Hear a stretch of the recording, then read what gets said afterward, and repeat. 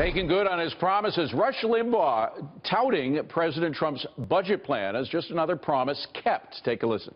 It is a fabulous budget. It is a budget that every one of you who voted for Trump expected him to deliver. And Trump will be able to say he kept his promise. So do American voters feel the same? Here now, country music legend and Trump supporter Larry Gatlin, and a good friend of mine. Good to see you, Larry. Good to see you, old friend. How are you, David? I'm doing great. So's the family. I hope yours is the same. Now let's talk about Donald Trump, because he said he was going to drain the swamp. That's exactly what he's doing. His budget is all about draining the swamp. Did the folks in Nashville appreciate that? All the folks in Nashville loved it. We did a big event night before last. I kind of We saw it Wednesday night. And well, you know, first of all, I'm going to have to read the bill so I can, you know, find out what's in it, the famous words. But if you like it, if my friend Rush Limbaugh likes it, I don't know all the arcane, all the minutiae. Here's what I know. The rally 2 nights ago in Nashville at the Municipal Auditorium, it was kind of a cross between Elvis Presley and Billy Graham. You know, it was a rock and roll concert, and it was a spiritual event. And I saw those people. I saw the people. I saw him loving on them and them loving on him back. They don't know, and I don't either. You know me. I'm a policy wonk. I love to get down in that stuff. I can't say that I know all of the ins and outs of that budget. It's a huge problem. But you know that Rush Limbaugh has read it.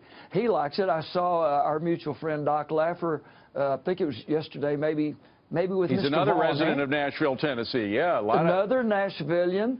And Doc Laffer seemed to think it was a good start, as I recall, and that all the things that President Trump has put into motion, pretty much it's what Doc Laffer and those guys did back for President Reagan. And by the way, jump-started the economy. That rally was representative of Tennessee. Tennessee went over 60% for Donald Trump during the election, so that was a pretty good representation. Now, you use that term almost religious. You mentioned Billy Graham.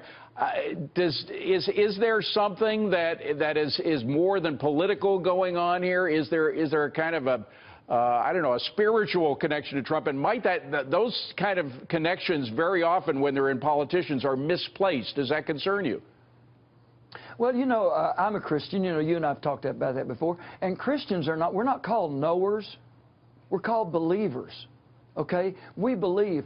Those people the other night, they believed President Trump, what he was saying. And I believe they believed it. Because it came from his heart. Look, David, you know me. I'm not anti-immigrant. I'm not anti-anything.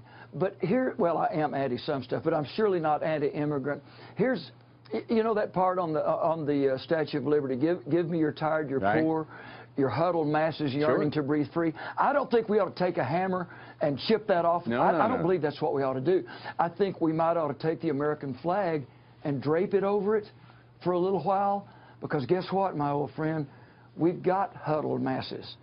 We've got tired and poor. I saw them, and they're yearning to breathe free. I saw them in the Municipal Auditorium. Folks, a lot of them not really well educated. Some of them poor, the downtrodden, and they believe they have been scredoodled. That's kind of a Gatlinism. I understand. Scredoodled. And this man rings true with them. Larry, look, before we go, we only have about 30 seconds, but I just want to mention, because somebody told me that you're doing a musical on a Comanche chief. Tell me a little bit about that in 20 seconds we have left. I'll tell you, it's the old Searcher story. John Wayne went out to get the little white girl who'd been with the Comanches. And I think her name was Cynthia Ann Parker. The first line of the musical is, "What color is God anyway? Do you think he looks like you?" That kind of sounds like America today. It's a wonderful story. Doing it at the Lyric Stage Theater. David Phelps is going to play Pizza Nakona and Quanah. I'm going to be in there. They wanted me to kind of play the part of an old gray-headed guy. How do you think I'm going to do? I think you're a natural. No offense.